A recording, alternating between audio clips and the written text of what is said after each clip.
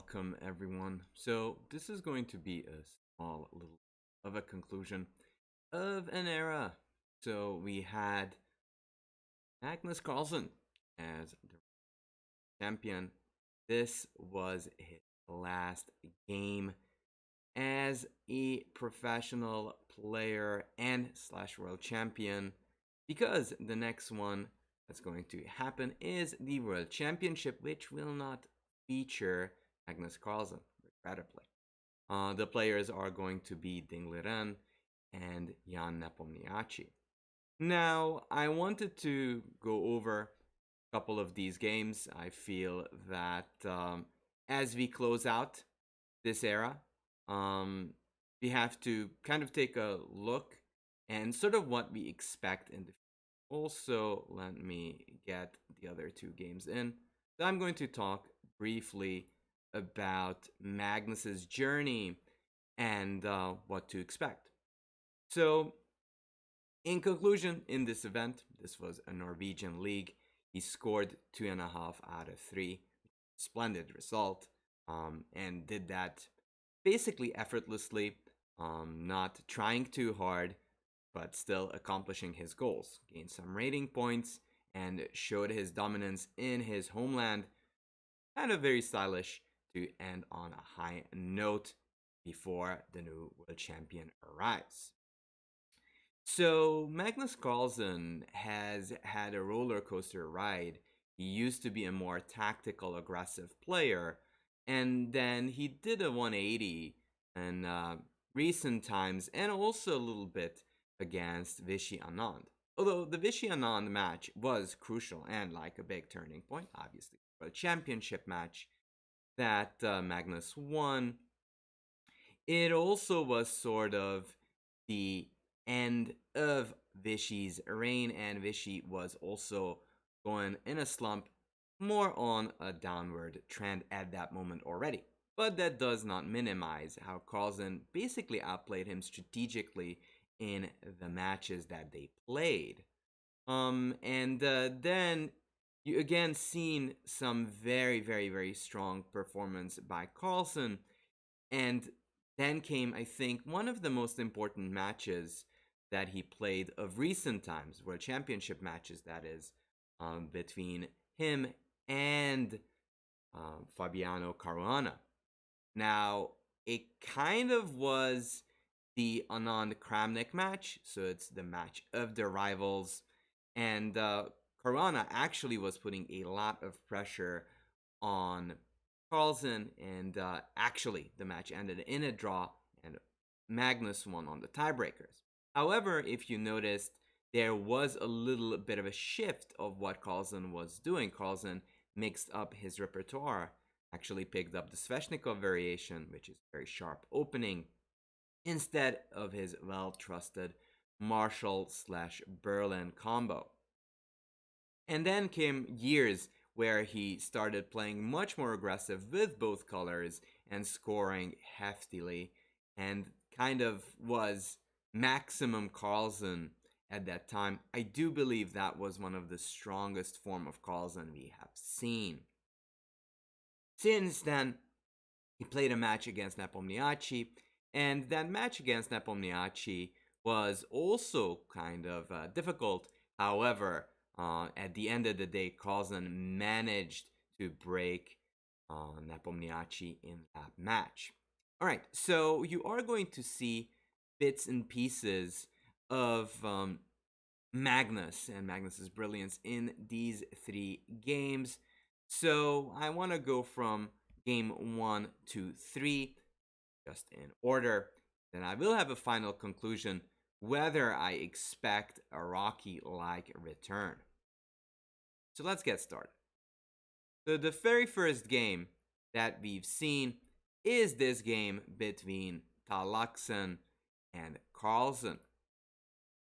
So e4, and that again shows Carlsen goes back to the World Championship method, plays the e4 systems. This is the Spanish, obviously the strongest system out there. Many people do go bishop c4 here, but that is just a mouse slip. Bishop b5, a4, castles, bishop e7, d3. This has been the go-to for Magnus for most of the matches, trying to get a protracted battle against his opponents. In fact, that's something that both Karyakin and Nepomniachtchi played against him when he was playing black. 5, a4, knight d2, all very standard stuff. Note a4 is a classical idea, known and basically given to Kasparov by none other than Yefim Geller from Viv. So knight a5, bishop c2, rook e1, knight f1, knight g3, all very standard stuff. And here Carlsen has to play moves on his own, and bishop f8 is somewhat of an inaccuracy, as you'll see, because pawn to h6 is a must to stop this next move by Carlsen. Bishop g5, hitting that knight that controls the d5 square, and it gives a lot of scope for white. Knight d7, h4. And even though Carlsen has been much more solid of recent times, he never really lost his sense of the initiative, and he goes for the h4, h5, h6 plan. e5, trying to go for the classic counter in the center. Takes, f6, bishop e3. f6, of course, is somewhat of a dubious move. Pawn to h6 would be better, although that would surrender the f5 square. 3, takes, knight h4, going on the attack. Queen g4, and the reason why Magnus is breaking through on this side, because black barely has enough defenders. There's only a queen and bishop, and white has a queen plus the two pair of knights. 6, knight f5, rook d1, gets the open file, so no rush in trying to go for the decisive action. Takes, h2, e2. Over defending, typical Carlsen, and has been vintage Carlsen for a while now. He never really gives a second chance. c4, and here probably you could do better, like you could take, but Magnus is trying to minimize the damage that the opponent can do. 6, check, knight g6. So going in for the attack, takes, knight f7, king takes g6, and with no defenders around, Carlsen is in big trouble. In fact, the simple plan of pawn to h6 and h7 is a threat. Okay, 7. Of course, Carlsen is going to take that rook, and f4, check, queen f7, and trades down into a winning ending. And oftentimes, Carlsen wouldn't really complicate matters if it's unnecessary. Takes, knight d6, g3, bishop c5. Again, what Carlsen loves doing, just over defend everything and then proceed to check out. Knight b7 wants to trade off the bishops. That's one of the strengths of Carlsen's position, so he wants to get rid of that. Here, king f7, going over there. Takes, rook d1, and resigns, because there is this sneaky knight d8 idea where both of these guys are going to be attacked. There is going to be knight to d8, then it's over. So that means 1-0 immediately for Magnus. So let's see the second game. So the second game, he's playing Hammer. And for Hammer, who's been a long time second and associate of Carlsen, he switches it up, plays knight f3. 5, e3, c4. You may be confused with the coloring. Well, you play different people, you get different type of colors. So it's not like the usual tournament format where you're switching between black and white, black and white, black and yellow, black and yellow. e6, d5, d4, takes, e4, also somewhat of a new idea, sort of throwing Hammer off. Takes, bishop d6, king c7, but to Hammer's credit, he actually is responding correctly. Bishop g5. So even though white has a good grip in the center, black has a good control of the e5 square, and d5 is controlled by the e6 pawn. Bishop d7, 6, knight g4, and probably here either knight e5 or castles would be pretty good for a hammer, but knight g4 seems solid enough. Rook d1, bishop h4, takes, here takes. Again, probably a bishop move is fine. Bishop move would be pretty good. Castles, queen f4, but it seems fairly even. However, there is some lurking dangers in this position, and even though the computer, as you can see, have no idea what's happening, the knight in close positions are much better than a locked-in bishop on d7, which we can call an honorary French bishop. 6, f3, and I would be very critical of this pawn push on f5, because it creates a chronic weakness on e6. It's not going to be decisive yet, but it is going to be a problem. The one thing that Hammer could do is just go f6, h6, and just try to hold it from there. Make Carlsen work for the weaknesses. f5, e5, I'm not a fan. It gives away this square.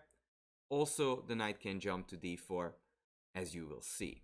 Rook d8, e2, takes. And here Hammer should have gone rook c8, just covering the c file. f7, king e3, but he was probably pretty confident that he's doing fine. Knight e2, the knight is coming in. Bishop d5, a slight mistake, but it's difficult to tell when you're playing because you don't know where the bishop belongs. Possibly bishop d7 would have been better, but bishop does look very nice on d5. Knight d4. However, it's not going to be able to move, and it's always into knight takes f5 tricks once the rook moves away. 6, e4, e5, check, takes, rook c8, and now you kind of see the problem with the pawn move of f5. The e6 pawn is a weakness, and Hammer has to stand for that. a5, king d3. And here actually Hammer could have waited around with rook e7 or rook b7. I mean, actually he does here, and instead of again waiting around or defending it with rook a7, goes king c5 and just forgets that his king can run into a mating net. And after rook b8 is just game over, because rook b5 checkmate cannot really be stopped without losing material. Here, takes, d4, knight c5, and again Carlsen goes on to stop all the possible ways for Hammer to generate counterplay. Here, e6, check, knight d5, just stopping the bishop from coming back, and now the pawn promotes. Here, Carlsen wins as Hammer resigns. And that leads us to the last game, which actually is not that fascinating. It is a martial with a little bit of a twist, with Carlsen playing differently from usual, not the c6 classical one with bishop b7, but mostly it is just plenty of trades. Carlsen is never really in big danger because his bishop pair compensates for the lack of the pawn, and has no issues even pushing a little bit, because white is a little bit passive here. But David Howell, also a good friend of his, is very decent at defending. And draw over here. Now, 2.5 out of 3. The last 3 games, classical games, before there is going to be a new world champion. Vintage Carlsen showed strength.